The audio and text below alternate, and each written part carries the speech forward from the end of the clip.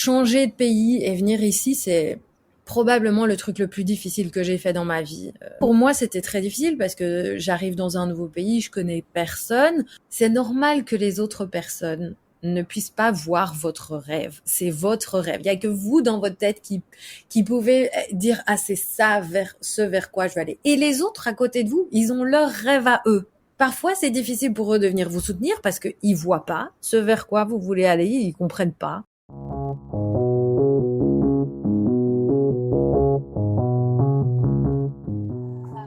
Bienvenue, tu écoutes L'entrée des coulisses, le podcast qui soutient la diversité artistique grâce à ta curiosité et à ton écoute.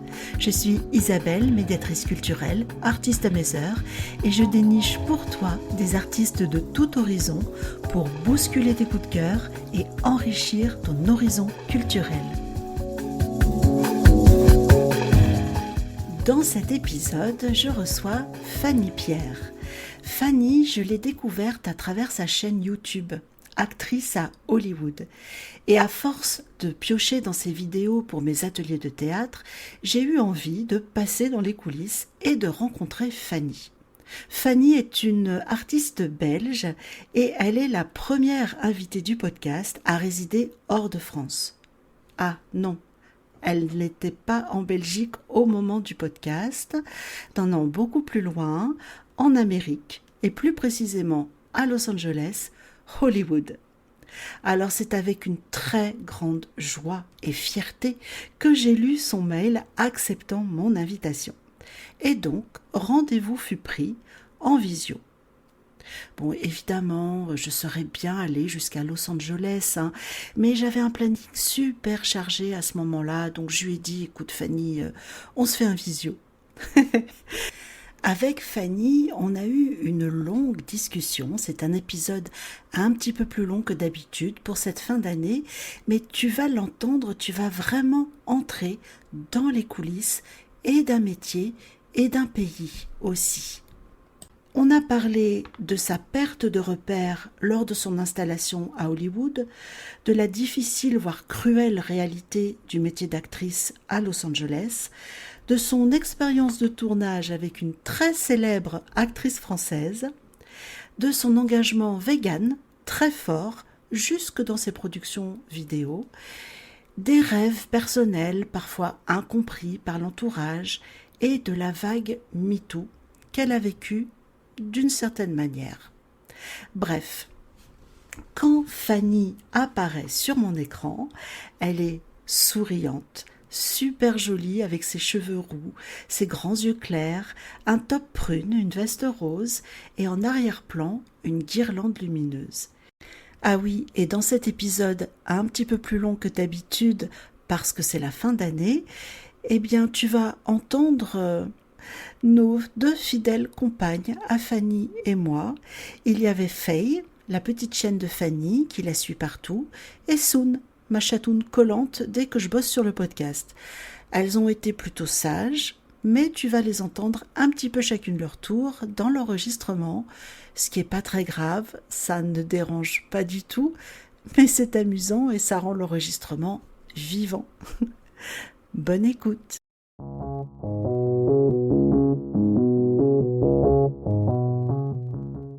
Bonjour, je m'appelle Fanny Pierre, je suis actrice, scénariste et productrice et aujourd'hui je suis au micro de l'entrée des coulisses. Alors dis-moi, tu es ma première invitée que j'enregistre très loin.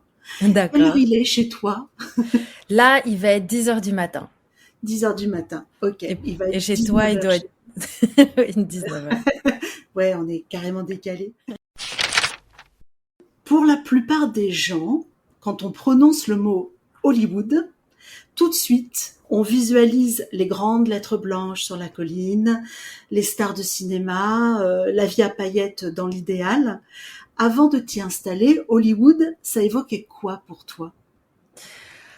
Ah ben, quand j'ai voulu aller la première fois à Hollywood, à Los Angeles, c'était parce que c'est un peu l'origine du cinéma. Je sais que c'est pas vraiment l'origine du cinéma, mais c'est un petit peu l'origine du cinéma. Et pour moi, c'était historiquement un endroit, oui, un peu magique, où toutes les personnalités, toutes les personnes que j'admirais pour leur art, pour le cinéma, bah, ils étaient passés par ici, ils avaient marché sur les mêmes trottoirs, étaient dans les mêmes cinémas, sur les mêmes plateaux de tournage, et c'est clair que bah, même si aujourd'hui le cinéma à Hollywood est un peu en déclin, ça reste quand même toujours historiquement le lieu où toutes les stars, où tous les gens qui ont fait du cinéma, là, le cinéma tel qu'il est aujourd'hui, sont passés par ici.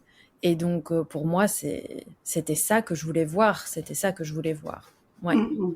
Ouais, Parce, donc parce que finalement, quand tu viens ici, c'est pas comme si demain tu peux juste aller sur un plateau de tournage et voir les gens filmer vraiment. Donc, mm, même quand tu viens ici en tant que touriste ou quoi, tu vas pas voir des stars qui sont en train de filmer. Tu pourrais, hein, ça peut, parce qu'ils filment ouais. dans la rue, enfin, ils filment, tu vois. Donc, parfois, ça se peut que tu passes à côté d'un truc et, oh, ils sont justement en train de filmer. Mais la plupart du temps, c'est très fermé. Toi, tu as traversé l'océan pour t'installer à Hollywood en 2016 Ouais. et on reparlera tout à l'heure de cette arrivée et de tout ce qui s'y est passé. Mais pour l'instant, petite parenthèse de curieuse. J'aimerais que tu nous parles de ta vie au quotidien là-bas parce que comment toi, européenne, tu t'es adaptée à cette vie américaine qui est sûrement très différente de la vie en France ou en Belgique. Qu'est-ce qui a été le plus difficile pour toi sur le plan personnel, d'abord, si tu veux bien? Alors oui, avec plaisir. Sur le plan personnel, et je pense que c'est important de le rappeler à toute personne qui aura envie de venir ici, Los Angeles, c'est vraiment une ville à part de n'importe quel autre endroit aux États-Unis. Pardon, il y a mon chien qui essaye d'enterrer un petit truc. De n'importe quelle autre ville, parce qu'en fait, c'est une ville où plein de gens viennent et plein de gens partent tout le temps. Donc c'est pas un endroit où les gens, il y a quelques personnes qui ont ça évidemment, mais où de génération en génération, ils ont leur famille et ils s'installent et leurs amis habitent et leurs grands-parents se connaissaient déjà et tout ça. C'est pas du tout comme ça. C'est un tas d'immigrants et pas forcément d'immigrants d'autres pays, mais d'immigrants d'autres États américains, d'autres villes, parce que tout le monde vient ici pour essayer de chercher un contrat en tant que musicien, un Mmh. contrat en tant qu'actrice, un contrat en tant que producteur et ou de star de réalité TV. Et du coup, les gens vont et viennent tout le temps. Et donc, quand on vient ici et qu'on essaye de s'installer, c'est très difficile de se faire vraiment des amis ou parce que en fait les gens partent tout le temps. Donc, dès qu'on essaye de se faire ami avec quelqu'un, ils sont déjà partis parce que beaucoup de gens viennent ici avec un rêve, se donnent une date limitée dans le temps parce qu'ils ont économisé peut-être pour 1 ou 2 ans, et puis après 1 ou 2 ans, ils ont plus du tout d'argent et ils partent. Ou Mmh. alors ils sont désillusionnés parce qu'ils se rendent compte que ça n'a pas marché, que ça demande beaucoup plus de temps. Faire une carrière à Hollywood, on dit toujours qu'il faut au moins 12 ans avant Ah que oui. les gens puissent commencer à savoir qui tu es, te reconnaître, te recommander, etc. Donc, il faut être ici pendant 12 ans. Et la plupart des gens, ils viennent pour 1 an et puis ils rentrent chez eux. Donc, ça, Mmh pour mh. moi, c'était très difficile parce que j'arrive dans un nouveau pays, je connais personne. J'essaye de Mmh. me faire des amis, des rencontres sur les plateaux de tournage, en cours d'acting ou quoi que ce soit. Et en fait, les gens vont et viennent tout le temps. Donc, avoir une stabilité. Et déjà, notre métier, il est hyper instable. On est tout le Ouais. temps sur des plateaux différents, on rencontre tout le temps des gens différents, on sait pas comment on va gagner notre vie du jour au lendemain, machin et tout. Donc, avoir une stabilité familiale ou d'amis, c'est hyper Mmh. important. Et moi, je suis venue, j'ai pas de famille ici, j'avais juste mon mari. Ouais. Et du coup, ben, il y avait vraiment pas grand monde pour essayer d'avoir cette stabilité, en fait. Et ça, c'était un peu dangereux même, je vais dire. Je recommande à toute personne qui fait un métier aussi instable que le nôtre Mmh. d'avoir une bonne base de stabilité, que ce soit ou financière ou familiale ou quoi que ce soit, mais Mmh. un endroit dans la vie qui reste toujours le même et qui change pas parce Oui. que Oui. sinon c'est dangereux mentalement, en Mmh. fait. Oui, mentalement, oui. Oui, il Mhm. faut qu'il y ait cet ancrage, en tout cas, Mhm. alors que tout bouge autour. Et ça va Donc c'est tellement un vite. vaste. Oui, Ça va tellement vraiment. vite et l'instabilité financière, c'est un des trucs les plus difficiles à gérer parce qu'on est prêt à faire n'importe quoi si on n'a pas d'argent Ouais, et qu'on voit qu'on doit. bien sûr. Donc justement, il y a plein de sectes ici. Enfin, tu vois, c'est pour ça que toutes les sectes sont à Los Angeles, hein, parce qu'il y a plein d'acteurs ou de danseurs ou quoi qui viennent et qui sont un peu désespérés et qui cherchent une communauté en fait et ils n'ont pas leur Mhm, famille parce qu'ils viennent ici tout seuls pour essayer d'atteindre ce rêve. Enfin, tu vois. Donc c'est vraiment mhm, hyper important de se créer quelque chose de stable, un endroit où on va, où on a des gens de confiance et voilà, mhm. qui sont pas là pour tirer avantage de nous, quoi, tu vois, abuser de nous. D'accord. Oui, donc ça pour toi, ça a été compliqué de te rendre compte de ça, quoi, de cette ambiance-là. Oui, moi je suis quelqu'un qui est hyper famille, j'ai plein d'amis Ouais. tout le temps. D'ailleurs, aujourd'hui, ça fait 8 ans que je suis à Los Angeles, j'ai plein d'amis. C'est vraiment mon truc dans la vie, c'est que j'adore les Mhm. gens, passer des dimanches à rigoler, faire des jeux de société, manger un bout, boire un coup. Enfin, tu vois, c'est ma Ouais. personnalité. Et pendant au moins 4, 5 ans, j'ai galéré pour me faire un cercle, en fait, de gens qui restaient, avec qui ça se passait bien, qui n'étaient Mhm. pas là juste pour essayer d'obtenir quelque chose de moi dans l'industrie, mais juste parce qu'on s'apprécie, etc. Donc Oui, ça m'a pris 4, 5 ans pour vraiment me faire un cercle d'amis, quoi, une stabilité émotionnelle aussi, parce que parfois tu as besoin de parler quand il y a des trucs qui vont pas et tu peux pas.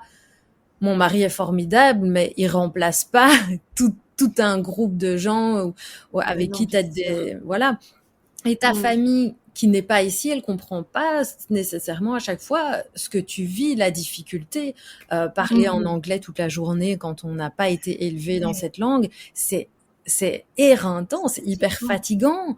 Ouais. Et surtout qu'à chaque fois que tu parles anglais, c'est dans des, comment dire, des situations professionnelles. Donc tu dois gérer, tu Oui. peux pas faire à moitié. Par exemple, Mhm. très rapidement, j'ai commencé à faire assistante de réalisation et je devais gérer des plateaux de tournage entiers avec parfois, je sais pas, 60, 80 personnes et je devais parler en anglais, que tout le monde me comprenne et donner des instructions. Enfin, tu vois, donc c'était Mhm. Mhm. impressionnant aussi.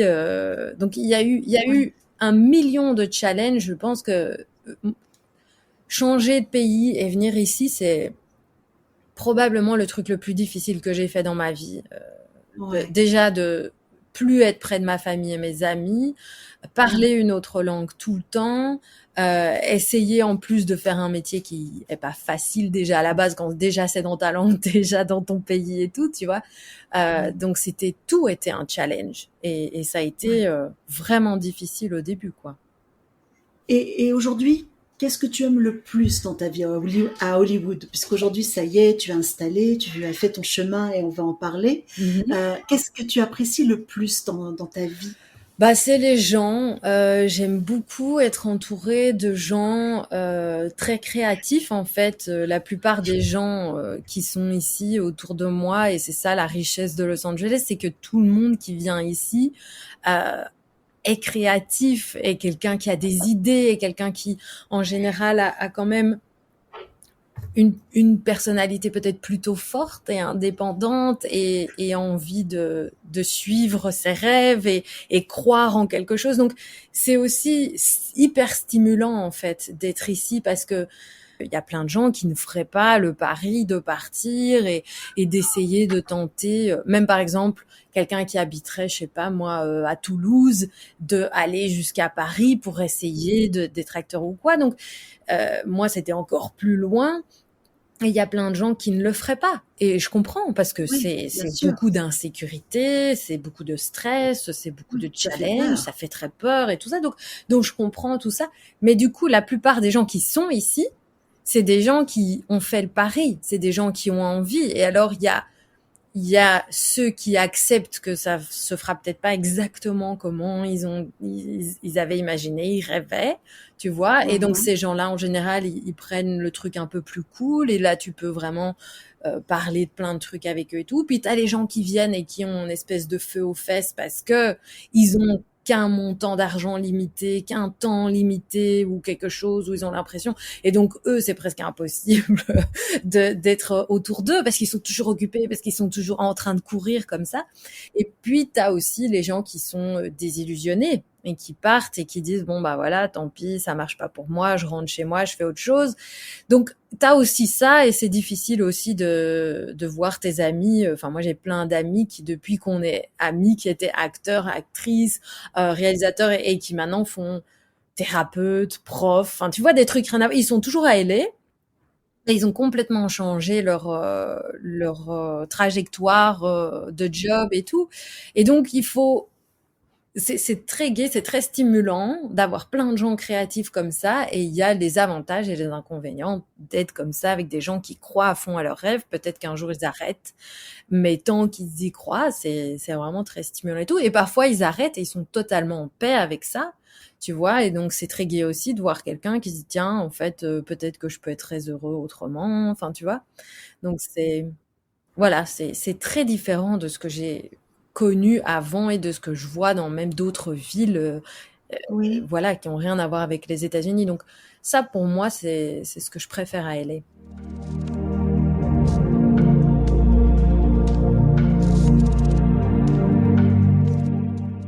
En tant Mhm, qu'actrice, tu as un bagage avec plein mhm. d'expériences. Comment on fait pour continuer son métier dans un pays qu'on ne connaît pas? Qu'est-ce que tu as mis en place pour continuer ton métier? Tu disais aussi, je trouve ça intéressant, tu parlais tout à l'heure que du coup, on se retrouve à parler anglais toute la journée. Or, il me semble que l'anglais que l'on apprend à l'école ou qu'on peut parler à Londres, c'est peut-être pas le même accent qu'en Amérique. Raconte-nous, comment tu as fait pour continuer ton métier là-bas? Alors, c'était hyper compliqué parce que tout ce que tu as Hmm. fait avant, qui est pas en anglais, qui n'a pas été fait à Los Angeles ou reconnu internationalement et tout, c'est comme si ça n'existait pas.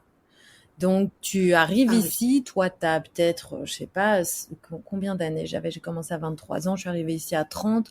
J'avais 7 ans d'acting derrière moi et c'est comme si j'avais rien. Tu vois, donc je suis arrivée ici et moi je venais de faire des longs métrages, des chouettes pubs et machin et tout et je suis arrivée ici et j'ai recommencé les films étudiants à zéro, enfin tu vois, me faire une bande démo en d'accord. anglais, machin, donc j'ai tout recommencé.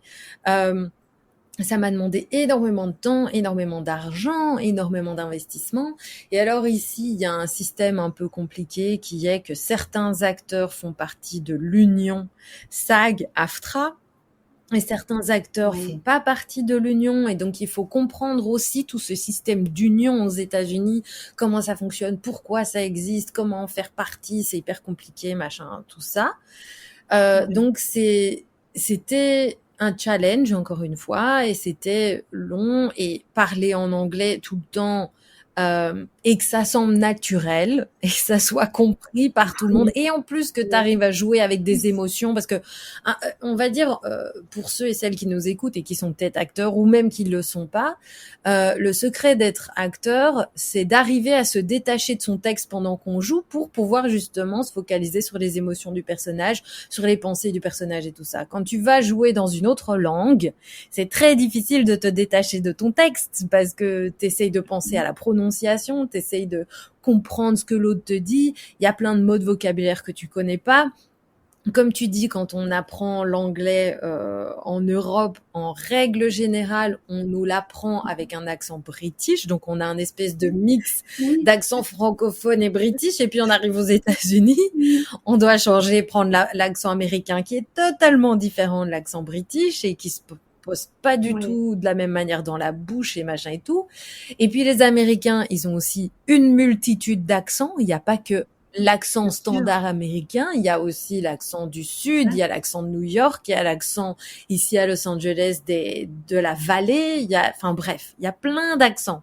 Et donc du coup, en plus d'essayer d'avoir cette espèce de accent unique qu'on voit à la télé très souvent, ils ont aussi toute une mirabelle d'accents qui sont très difficiles. Moi, j'entendais même pas la différence au début, quoi. Et du coup, voilà, je me retrouve avec plein de challenges et c'était très très compliqué. Et surtout, le nombre de castings par rapport au casting en Europe est juste multiplié par 10 ou 20. Donc il y a un nombre incroyable de castings tout le temps. Donc si tu arrives et tu te chopes un agent, tu vas à des castings tous les jours. Donc moi j'avais certaines semaines, j'avais 4 castings sur une semaine. Donc qu'est-ce que tu fais d'autre de tes journées? Parce que tu dois préparer tes castings, tu dois t'habiller, tu dois y aller. Enfin, ça demande du temps, de l'énergie, etc. Donc sur moins d'un an, j'ai fait à peu près 174 castings.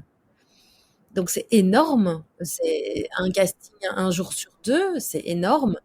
Et c'est comme des entretiens d'embauche, hein, c'est non-stop, quoi, tu vois. Donc tu dois te préparer, rechercher le personnage, rechercher la boîte de production, enfin tout, c'est hyper compliqué.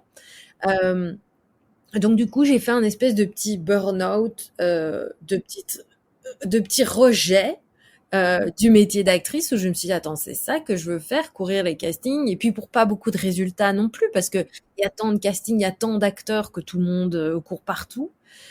Donc là, j'ai dû prendre une petite pause.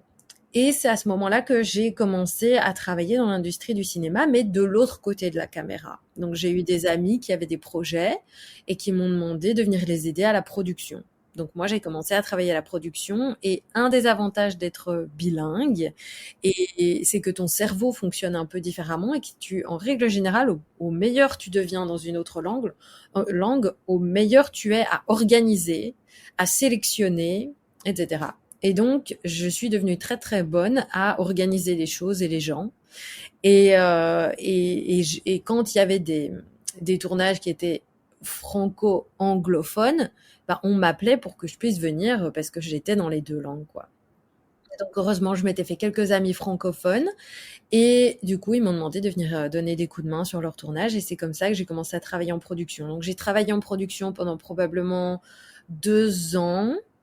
Et je prenais toujours des cours d'actrice, mais je filmais moins. Je filmais moins parce que j'avais été un petit peu, ça m'avait, voilà, je me suis dit, si c'est ça ici l'industrie du cinéma, je sais pas si j'ai envie de faire ça. Et puis je gagnais beaucoup mieux ma vie, j'avais plein de jobs en production, donc j'ai fait la production.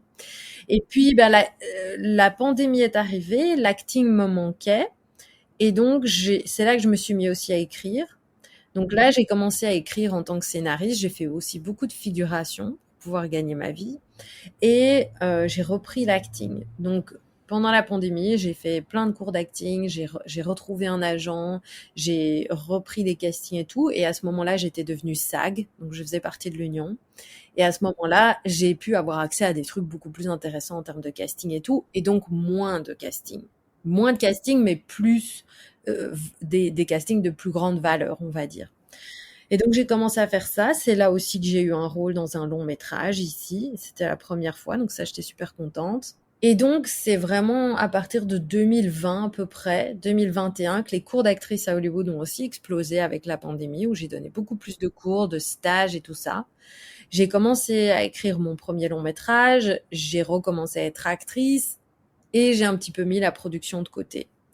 Et puis, ce qui s'est passé, c'est que je me suis rendu compte que les castings et tout, c'était quand même compliqué parce que, en fait, on me mettait dans une boîte de la francophone, mais en fait, j'ai pas le look parce qu'ils ont une espèce d'idéal comme ça de la française qui ressemble exactement à Marion Cotillard. Et si tu ressembles pas trop à Marion Cotillard, que t'es pas toute mince comme elle, et avec des yeux, des grands yeux, et de la coupe courte, t'es pas française, quoi. T'as pas l'air d'une française, tu vois. Et puis moi, j'ai pas l'accent typique francophone. J'ai l'accent belge, et il y a rien à faire. Même en anglais, ça s'entend. Donc voilà. Donc même pour les rôles où entre guillemets, j'étais dans une boîte, je corresponds pas. Euh, et donc du coup, je me suis dit, ben tu sais quoi, je suis scénariste, actrice et productrice. Je vais faire mes propres trucs. Et c'est à partir de ce moment-là que j'ai switché entre actrice à Hollywood, où là j'étais en train d'enseigner aux autres comment être acteur et comment faire leurs propres projets, à bah, tu sais quoi, je vais faire mes propres projets et être actrice de mes propres projets. Et c'est comme ça que j'ai commencé la série Holding, où j'ai écrit un épisode pilote de 6 minutes et puis 32 épisodes de 1 minute. Je me suis toujours débrouillée pour trouver des gens avec qui collaborer. Je me suis toujours débrouillée pour rebondir et apprendre quelque chose de nouveau. Et en fait, le job que j'ai aujourd'hui, où j'ai un job où je vais tous les jours, c'est un job qui combine tous les talents que j'ai. Donc, j'écris pour ce job, je produis et je joue tout le temps. Et donc, toutes les choses que j'ai apprises sur les 7, 8 dernières années m'ont mené à ce job que j'ai aujourd'hui, où je combine tous tous mes atouts, en fait.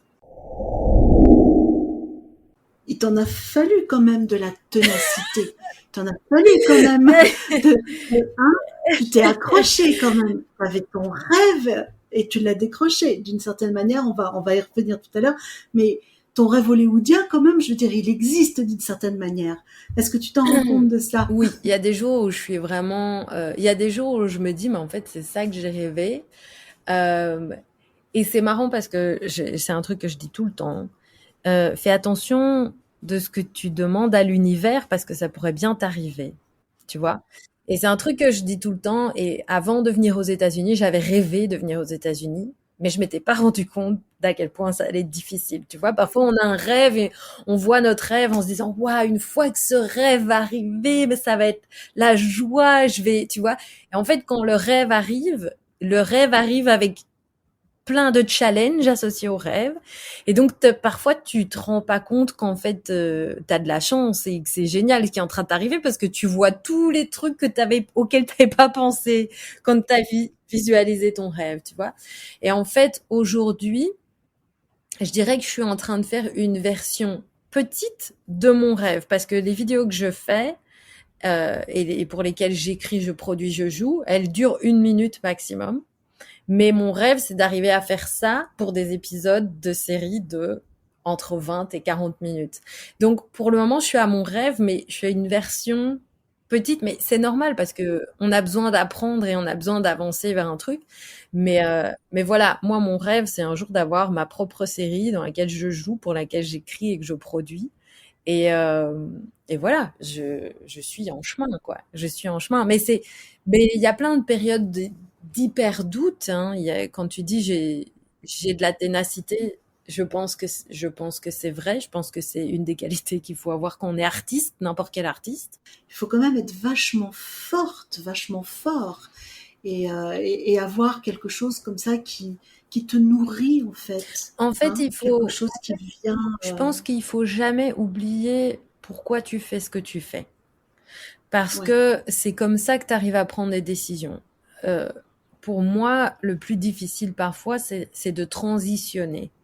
Parce que quand on a Mm. été dans un certain rythme ou dans quelque chose, on est confortable, même si c'est pas le bon truc pour nous. Et donc, on voit Mm. bien qu'il faut qu'on transitionne parce que c'est pas en train de marcher ou quoi, mais c'est très difficile. Et en fait, moi, je dis toujours à tout le monde, mon rêve, c'était pas de devenir actrice. Mon rêve, c'était de faire un truc qui me plaît dans la vie, où je m'éclate, où je peux à 100% être moi, où voilà, je me mets pas de barrières, etc. Et être actrice, c'est la manière dont je fais ça. Mais si demain, en étant actrice, j'arrive pas à faire ça, bah alors c'est pas actrice, tu vois. Donc Mm. Ouais. aujourd'hui, je me rends compte que la manière pour moi de pouvoir faire tout ça, de m'éclater, de collaborer avec des gens que j'adore, de travailler selon mes valeurs, etc., c'est sur le chemin où je suis maintenant et pas le chemin sur lequel j'étais il y a 7 ans. Tu vois, donc Bien je pense sûr. que c'est important, non pas d'avoir un idéal du métier qu'on veut faire ou de comment on veut le faire, mais de valeur et de pourquoi on fait ça. Parce qu'alors, du coup, on peut se Mm. rediriger à chaque fois qu'on a besoin de se Exact. rediriger. Alors, moi, je t'ai connue en fait par ta chaîne YouTube, Mhm. actrice à Hollywood, Oui, bon, certainement comme plein de monde. oui. Cette chaîne, il me semble qu'elle est plus une simple chaîne YouTube. Elle me paraît même symbolique. Est-ce que tu peux nous expliquer pourquoi tu as ouvert cette chaîne YouTube à l'époque? Qu'est-ce qu'on y trouve et est-ce que tu l'alimentes toujours? J'ai créé actrice à Hollywood au départ d'une frustration. J'avais envie d'aider d'autres acteurs et actrices parce que moi, quand j'ai commencé à être actrice, c'était hyper compliqué de savoir comment naviguer les plateaux de tournage, comment naviguer les castings, les relations avec les agents. Et il y a eu plein de fois où je me suis sentie stupide. Il y a eu plein de fois où je me suis sentie en insécurité parce qu'il y avait des gens qui essayaient de tirer, voilà, d'abuser de moi. Euh, et il n'y a pas de livre, en tout cas à l'époque, il n'y avait pas de livre, il n'y avait pas d'endroit où on pouvait aller chercher l'information de tiens, qu'est-ce qui est normal ou pas qu'un directeur de casting ou une directrice de casting demande de faire en casting? Est-ce qu'on embrasse son partenaire ou pas? Quelles sont les règles pour se mettre nu sur un plateau de tournage? Comment signer un contrat avec un agent? À quoi ça ressemble un contrat? Tout ça, parce que en tout cas à l'époque, aujourd'hui je pense que c'est en train de changer, probablement, et j'espère grâce à Actrice à Hollywood, mais à l'époque, quand tu faisais une formation, bon, on t'apprend à être acteur, on t'apprend à jouer avec tes émotions et tout ça. Puis tu sors de ta formation de 3 ans, 5 ans, et en fait, t'as aucune idée de comment se passe le métier pour de vrai, parce que t'as juste travaillé tout le temps avec les mêmes élèves. Alors un plateau de tournage, il n'y a pas de répétition. T'arrives sur le plateau, tu tournes directement. En tout cas ici à Los Angeles, peut-être qu'en France, on a la chance et l'opportunité d'avoir peut-être quelques répétitions avant ou quoi, mais je veux dire, c'est très direct. Les castings, on en passe tout le temps. On sait pas comment ça se passe. La publicité par rapport aux castings qui sont pas publicités, enfin tout ça. Et donc je me suis dit, ben j'aimerais bien que les acteurs, je pense que le pouvoir passe par la connaissance. Et du coup, je voulais donner le pouvoir aux acteurs de pouvoir dire non, de pouvoir dire c'est pas comme ça que ça se passe, je suis pas d'accord, de pouvoir renégocier eux-mêmes leur contrat si ça se passait mal, de pouvoir voilà mettre des limites et pas être tout le temps à la merci des réalisateurs, des producteurs, des directeurs de casting, euh, et peut-être même d'autres acteurs ou peut-être même des profs de théâtre. Et du coup, j'ai créé Actrice à Hollywood pour pouvoir répondre à toutes ces questions que moi j'avais et que personne n'avait pu répondre avant.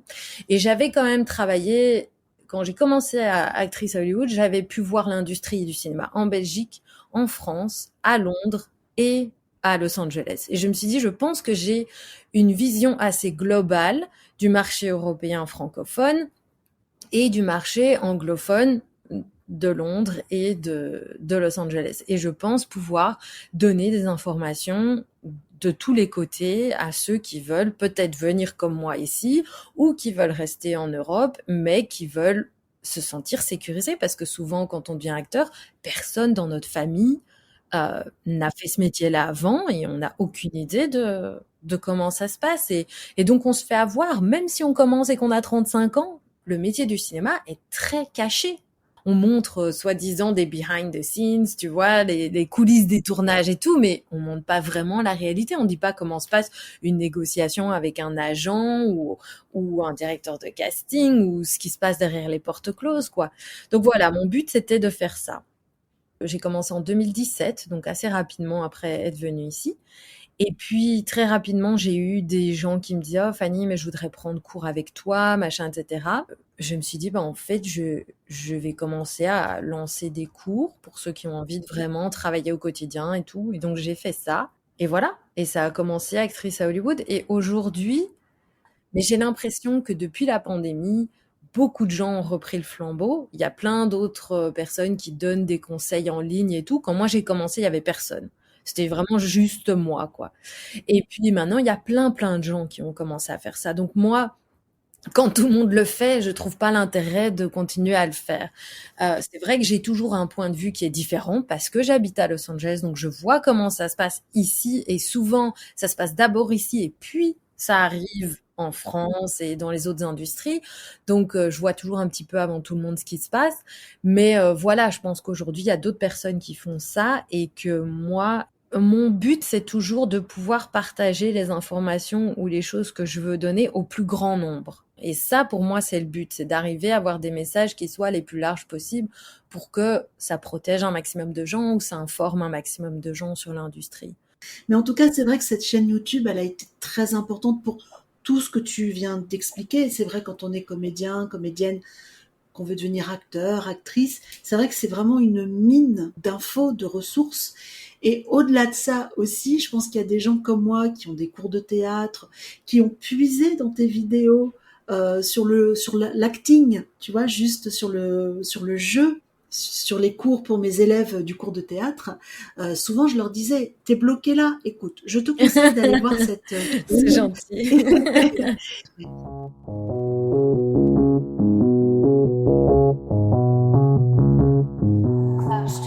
Dis-moi Fanny, si on rembobine l'horloge du temps, on revient en Belgique. Tu es une petite fille, vous êtes en famille, vous êtes réunis dans le salon et vous passez un film. Et ce film, c'est Dirty Dancing. Oui, ouais, c'était plutôt... Ouais, ouais. Entre autres, est-ce que tu peux nous dire en quoi ce film est si marquant pour toi? Alors, ma maman, elle a un magasin à Wavre, en Belgique, là où il y a le Walibi. Et c'est un magasin de lingerie. Et depuis que je suis toute petite, elle fait des défilés chaque année à la braderie. D'ailleurs, c'était le week-end passé, cette année. Et elle fait des défilés où il y a des mannequins qui viennent et qui défilent en lingerie, en pyjama, en quoi que ce soit. Et depuis que je suis toute petite, j'ai vu ces gens faire ça. J'ai vu ces gens danser sur des musiques hyper populaires, dans des ensembles hyper mignons, des pyjamas tendance, machin et tout. Et donc, moi, quand j'avais 3-4 ans, on m'a mise aussi sur le podium en pyjama et j'ai commencé à danser, tu vois. Et j'ai adoré. J'ai toujours trouvé ça génial. La musique, la danse, je trouvais ça trop beau aussi, trop beau. Et du coup, quand j'ai vu le film Dirty Dancing où ils dansent, ils sont amoureux, tout a l'air génial, je me suis dit, mais c'est ça la vie, quoi. C'est ça la vie, c'est de faire, en fait, que mon métier, c'est de danser, d'être dans un film comme ça a l'air trop génial. Et c'est ça, en fait, qui m'a toujours attirée, quoi. En fait, ce qui se passe avec ce défilé de ma maman, c'est que c'est ses collègues qu'elle a depuis 30 ans, donc qui sont comme la famille, qui viennent à mes anniversaires, machin et tout. Et en même temps, c'est tous ses enfants et c'est tous ses amis qui viennent aider. Et le samedi soir, on fait un grand barbecue et tout. Et donc, pour moi, dans ma tête, je me suis toujours dit, c'est ça le rêve, c'est d'être acteur. On dit toujours la famille du cinéma. On dit toujours la famille du cinéma. Et en fait, pour moi, c'était ça. C'est, je veux créer avec des gens. Je veux être en comment on appelle ça, les camps de vacances. Je veux être en camp de vacances créatif perpétuel. Tu vois ce que je veux dire? Où t'es avec des gens et tu t'amuses et tu crées. Enfin voilà. Et en fait, c'est ce que je crée partout où je vais, quoi. Et donc, dans mon métier, j'ai toujours eu envie de faire ça. Et quand j'ai vu Dirty Dancing où ils partent en famille, ils sont en vacances et puis ils dansent et machin et tout, c'était ça, quoi. C'était le truc où, voilà, je kiffe ça. Et cet esprit de famille et de fête et de joie à la belge, j'imagine, je sais pas. Ou voilà, c'est mon truc, quoi. C'est mon truc. Ouais. Il me semble qu'au départ, tes parents n'étaient pas très d'accord pour que tu te lances dans une carrière artistique. En tout cas, j'ai l'impression qu'ils ont eu quelques petites réticences, ce qui est un peu normal parce que c'est quand même un métier un peu de saltimbanque, on va dire. C'est jamais très rassurant pour des parents. Mais tu t'es lancé quand même, et tu es monté à Paris. Ouais. Et à Paris, là, il s'est passé plein de choses. Je vais résumer un petit peu, parce que sinon ça pourrait durer très longtemps, parce que ça a été très riche pour toi. À Paris, tu me dis après hein, si je fais une erreur. Vas-y. À Paris, donc tu as suivi une formation au cours Florent, oui. Et puis les cours de l'école le laboratoire de l'acteur, je crois, c'est ça. Et tout ça, si je me suis bien renseignée, entre la France et la Belgique, avec beaucoup de trajets en train. Tu vois la ténacité, tu vois. Hein, elle était déjà là. Et puis au bout d'un moment, après une multitude de castings et de tournages dans des courts-métrages d'étudiants, une personne te repère pour jouer dans un film. Ce film, c'est Dans la cour de Pierre Salvadori avec Catherine Deneuve en 2014. Alors évidemment, bon, tu joues une scène, le rôle d'une maman. Et évidemment, du coup, moi, j'ai quand même eu envie de te poser la question, est-ce que c'est impressionnant de donner la réplique à une actrice comme Catherine Deneuve? Comment tu as vécu cette expérience de tournage? Est-ce que tu l'as abordée comme n'importe quel autre type de tournage? Ou est-ce que du coup, tu avais un stress supplémentaire? C'est marrant parce que c'est la question que tout le monde pose quand ils savent que j'ai tourné dans ce film. Et c'est marrant parce que il y avait aussi Gustave Kervern qui est assez impressionnant comme acteur.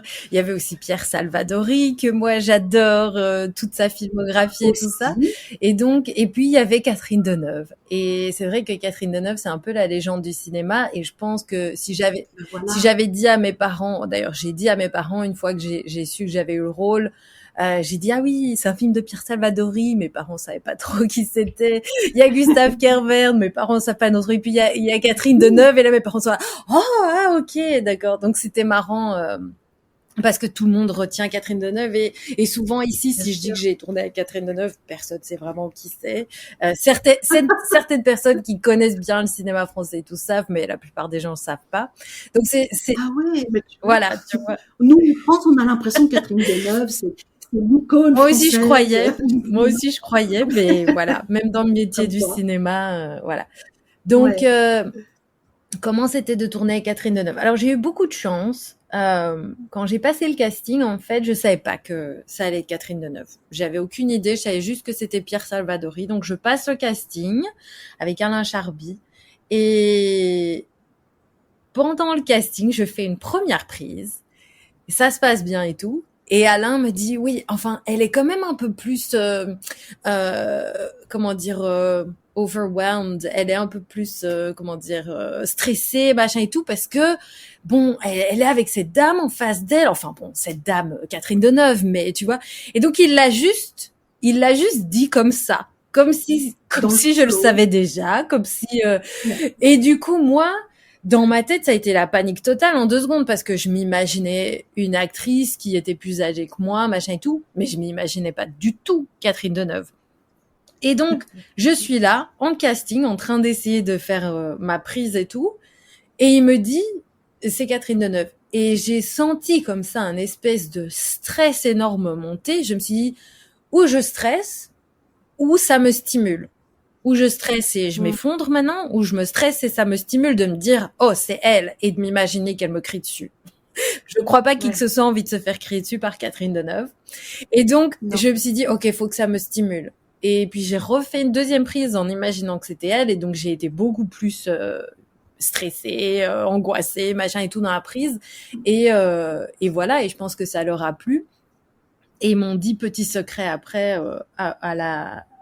quand j'ai demandé au final à la fête de fin de tournage, tiens, pourquoi est-ce que vous m'avez choisi moi par rapport à d'autres actrices pour ce rôle? Ils Mm. m'ont dit parce que parmi toutes les personnes qu'on a vues, tu étais celle qui avait l'air la plus vulnérable par rapport à elle qui dans cette scène-là était déjà vulnérable. Tu vois ce que je veux dire? Ouais. Parce que c'est la scène un peu où elle perd pied dans le film et il fallait Oui. quelqu'un Mm. qui ait l'air encore plus d'un petit moineau à côté d'elle, tu vois?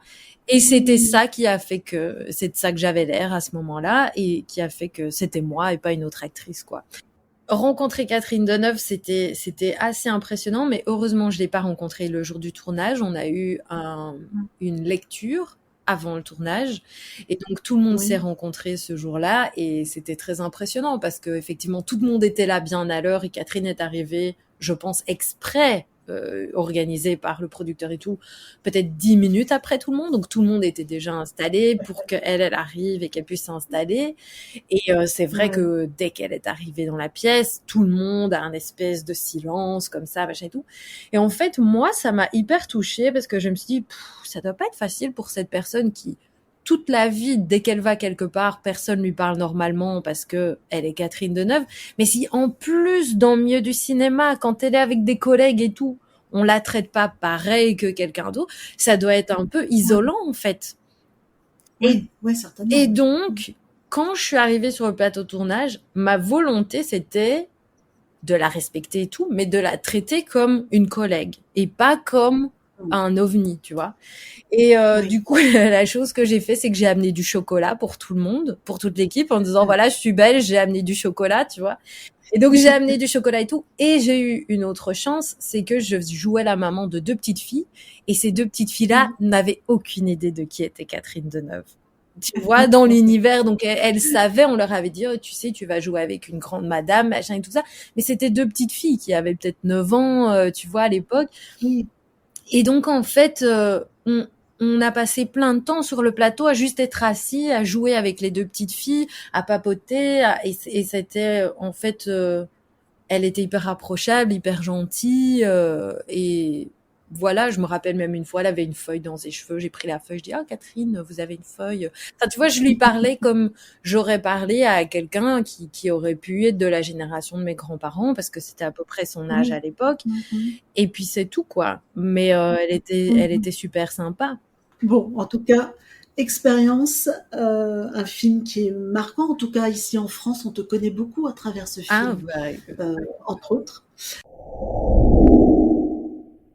En 2015, il y a le film La mhm, pièce de Lamine mhm. Diakité, dans lequel tu joues. Et j'ai l'impression, si j'ai tout bien compris, que ça t'a ouvert les premières portes vers Los Angeles.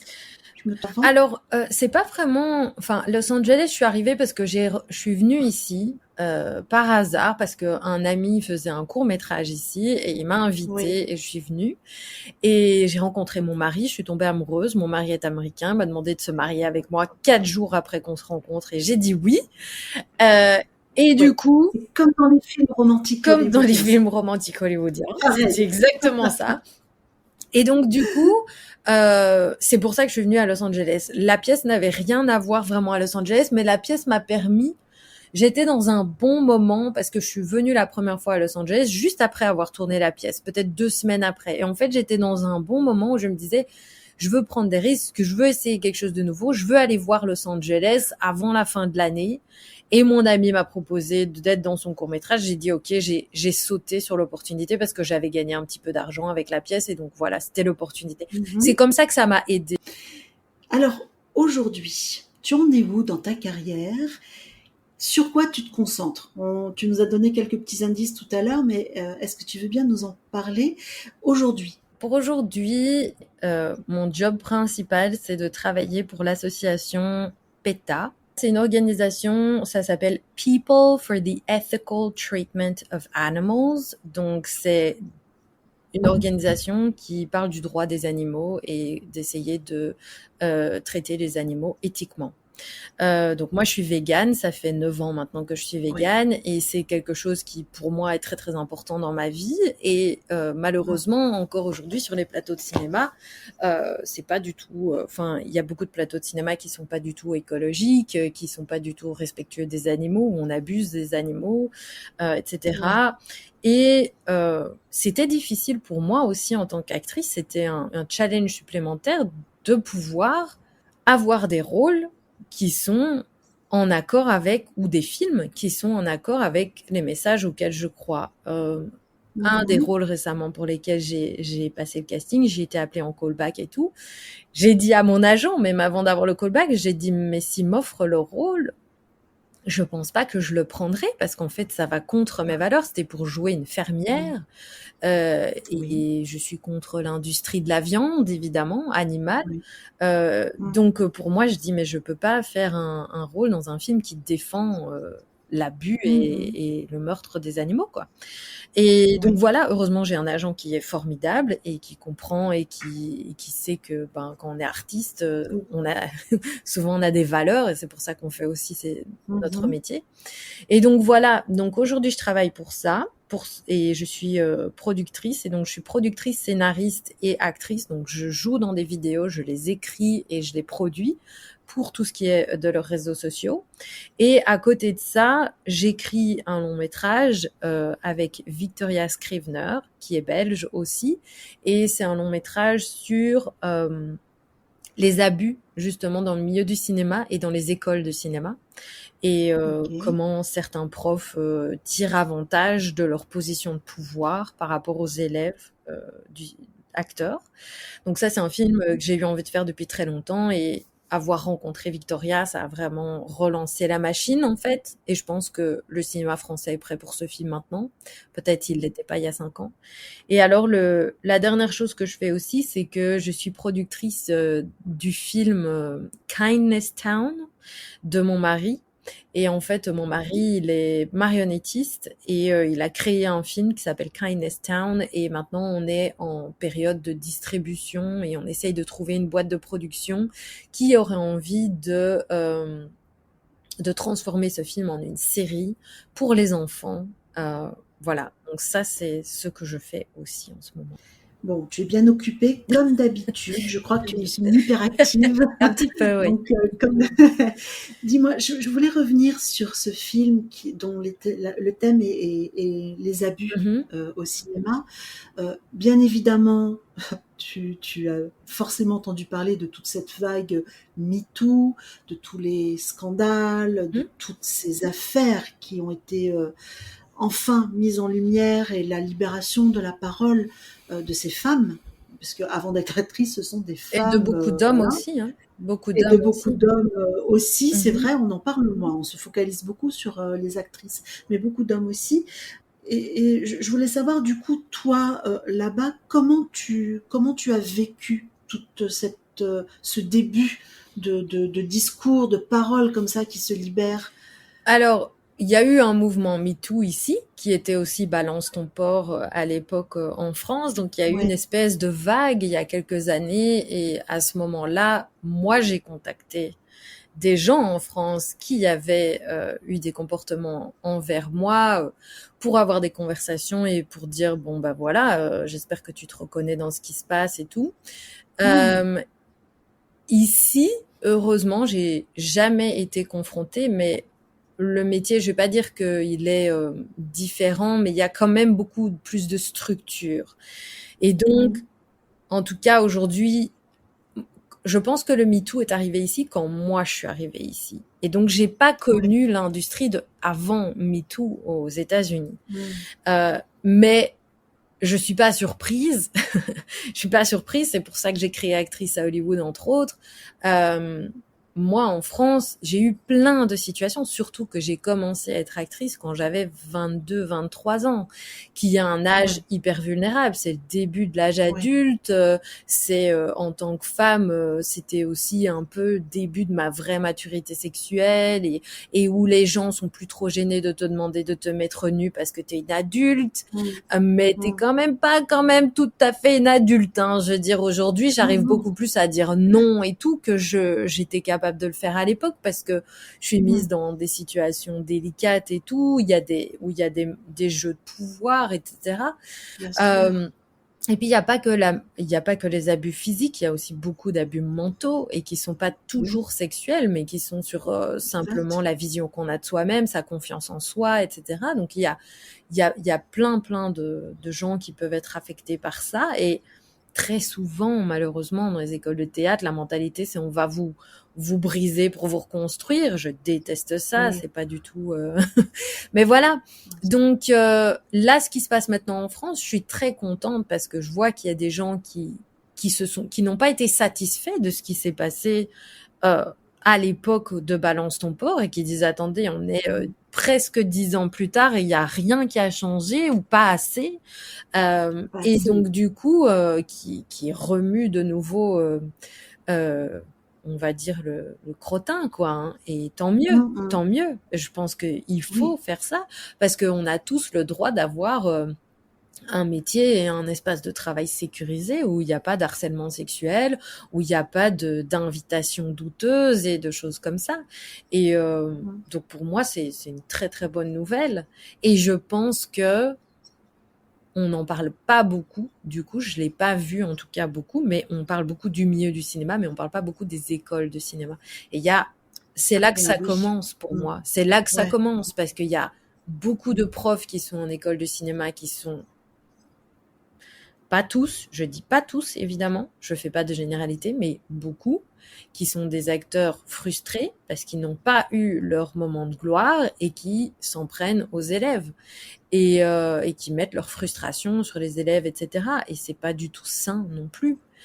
Donc moi j'ai toujours dit si demain je suis plus actrice, personnellement j'arrête d'enseigner aux autres comment être acteur.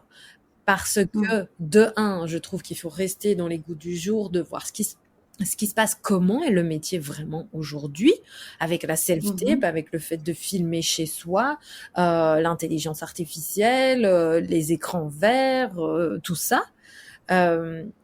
Et donc, si je suis pas sur des plateaux de tournage et je connais pas la réalité de ce métier, comment je l'enseigne? Il n'y a pas que le jeu qu'on enseigne, il y a Bien aussi sûr. la réalité du métier. Et donc, je me suis toujours dit, le jour où je suis plus sur les plateaux de tournage, j'aurais du mal à me sentir légitime d'enseigner ça aux autres, quoi. Donc, il faut s'adapter dans notre métier et il faut se diriger vers là où le contenu va. Il n'y a rien à faire, c'est comme ça. Mais bon, peut-être je ferai un autre épisode là-dessus. Avec plaisir. Avec plaisir. Écoute, Fanny, on va arriver au bout de notre conversation. Est-ce que tu as envie de rajouter quelque chose? Est-ce que tu as envie que l'on parle d'un sujet que je n'ai pas assez abordé ou que tu voudrais plus appuyer? C'est le moment de le faire. Il y a une chose que tu as dit tout à l'heure et on l'a pas abordé vraiment, et c'est quelque chose qu'on me demande tout le temps sur ma chaîne Actrice à Hollywood. Tu as dit, j'ai l'impression que tes parents ne t'ont peut-être pas soutenu beaucoup dans ton envie de... Il faut savoir que quand j'ai voulu être actrice, quand j'ai voulu arrêter l'école, j'avais 16 ans. Et comme beaucoup de parents, si moi j'étais parent, etc., je pense que j'aurais voulu protéger mon enfant et dire attends d'avoir au moins un diplôme qui est le diplôme de tes secondaires, en tout cas en Belgique, et puis ton bac ou quoi que ce soit pour pouvoir continuer.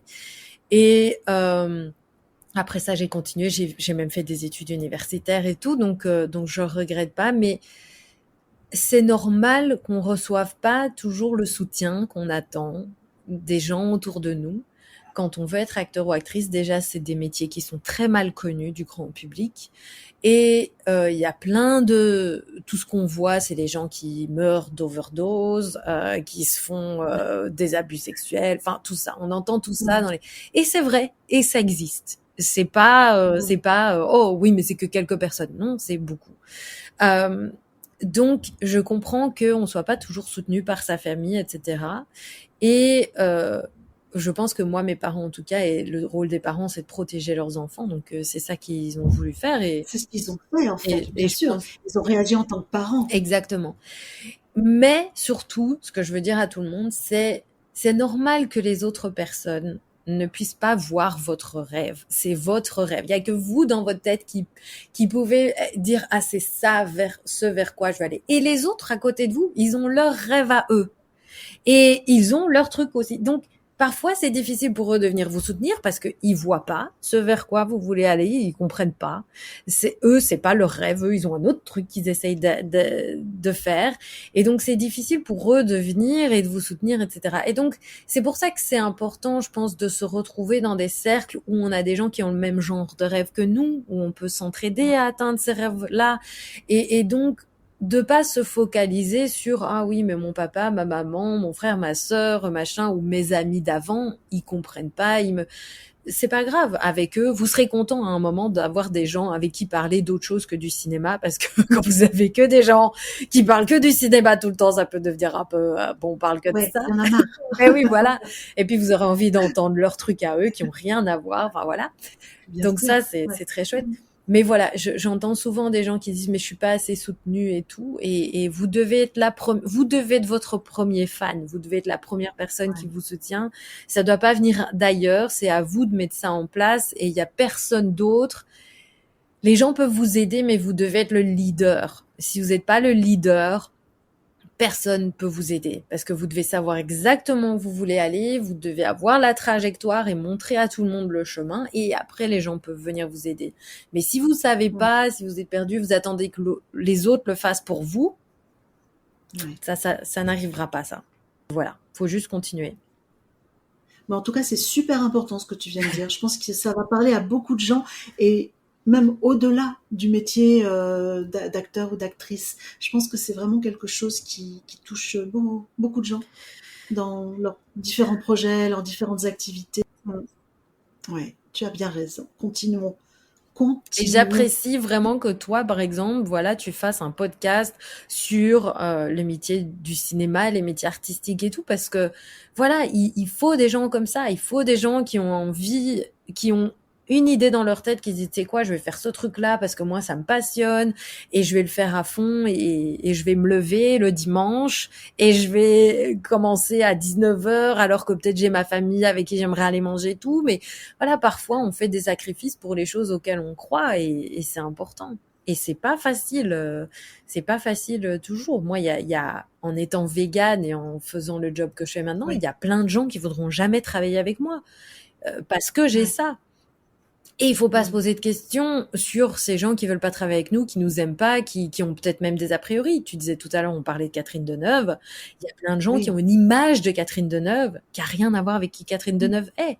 On peut pas influencer non-stop la manière dont les gens nous voient et les a priori que les gens ont sur nous.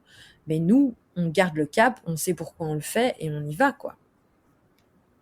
Je plus sois. Je suis hyper d'accord. Merci. Je plus sois. J'adore cette expression. Ouais, merci à toi, hein. Ouais. Trop chouette, merci.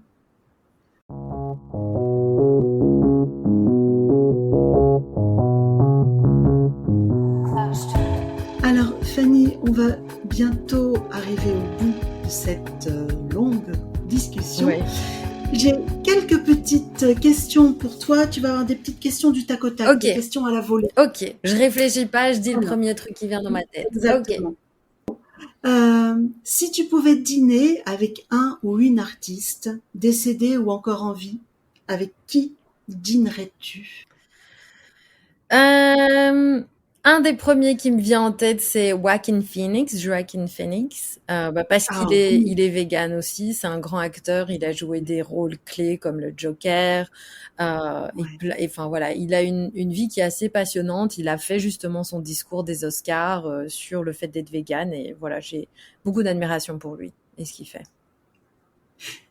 Je fais une parenthèse, tu vois, ce qui est rigolo, c'est que quand tu as dit son nom, je n'ai pas reconnu tout de suite. Je sais, À on la prononce prononciation hyper pas du tout américaine, pareil. nous, La première fois, j'étais là, qu'est-ce que vous avez dit? Comment il s'appelle? Tu vois, c'est trop marrant. Ouais. parce que nous, Joachim Phoenix, tu vois, j'ai pas reconnu. Continue. Ouais, je sais. Les Pardon. noms, c'est toujours marrant. Il y a personne qui m'appelle Fanny ici. Ils m'appellent tous Fanny. Et à chaque fois, je dis, c'est pas vraiment mon nom. Ben, ok, ça le fera.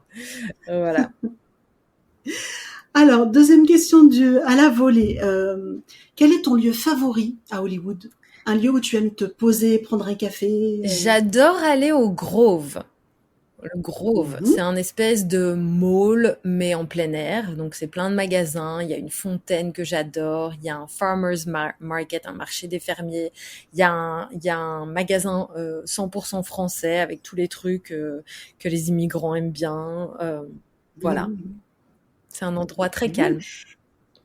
Quelle série tu serais capable de regarder encore et encore et encore tellement tu Est-ce que ça l'aimes? peut être une série de films? Mais bien Ok, sûr. donc la série Retour vers le futur. Les 3 films Retour vers le futur, je les regarde en boucle tout le temps. Ah oui, trop chou. Quel est ton plat préféré? Mon plat préféré, c'est le pad thai. Vegan, of course. Bien sûr. Et dernière question. Quel super pouvoir tu aimerais posséder? Le super pouvoir que j'aimerais posséder, c'est de faire en sorte que le monde soit non violent, qu'on arrête de se taper dessus d'un côté, de l'autre, pour des raisons complètement futiles, qu'on arrête d'abuser des gens, les animaux, la planète, la non-violence. Si je pouvais instaurer la non-violence, ça, ce serait super pouvoir. Un beau pouvoir, on en a besoin. Ouais, ça, ce serait... Ouais, et faire marrer les gens, quoi, aussi. Juste, ils sont cool, mais non, on peut rigoler, tu vois. Ça, ce serait bien. Mais ce que tu fais dans ta série, parce que moi j'ai vu des trucs dans Holding, on rigole, Ouais, c'est drôle. Ouais, c'est ce que j'essaye de faire avec. J'essaye de prendre des trucs qui sont peut-être pas les plus drôles, tu vois, où les gens sont frustrés et tout, et puis voilà, quand on a des moments pas faciles où on pleure ou on rit, quoi, parce que c'est un peu les choix qu'on a, c'est les deux extrêmes, et je pense qu'on peut pleurer 5 minutes, puis après, faut commencer à rire, parce que sinon, c'est horrible. Eh bien, écoute, Fanny, c'est sur ces mots que nous allons terminer cette belle et jolie et très intéressante discussion.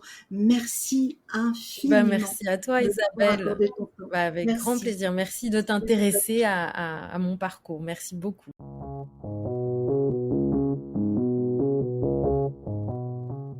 Écoute, tes questions étaient super intéressantes. On me pose rarement des questions sur mon enfance et tout. Et puis, chapeau pour la recherche, parce que je sais le travail que c'est d'interviewer quelqu'un, de rechercher ce qu'ils ou elles ont fait, d'aller voir des vidéos, d'autres interviews, machin, tout ça. C'est pas facile, ça demande du temps, de l'énergie, de la curiosité. Et franchement, c'était hyper intéressant. Donc, merci beaucoup. Merci à toi, en tout cas. Ça me fait très plaisir. Et c'est vrai, oui, je t'ai beaucoup regardé en vidéo ces derniers temps, Fanny. Je suis pas surprise. Beaucoup. Déjà, il y a beaucoup de moi, mais en plus, parce que si tu voulais préparer ton interview. Ouais, non, mais c'était très intéressant. Et vraiment, je te félicite absolument. J'espère que tu en es très consciente de tout ce parcours. Déjà, ce que tu as raconté au départ, c'est-à-dire de t'insérer comme ça dans une culture qui est quand même très différente de la nôtre. Je n'y vis pas, j'y suis allée il y a longtemps, mais c'est quand même très différent, il y a carrément d'autres codes, etc. Et de réussir, de voir que tu construis ce que tu es en train de construire, moi je trouve que vraiment chapeau, bravo, tout mon respect, vraiment, parce que c'est magnifique, quoi. Ne change rien.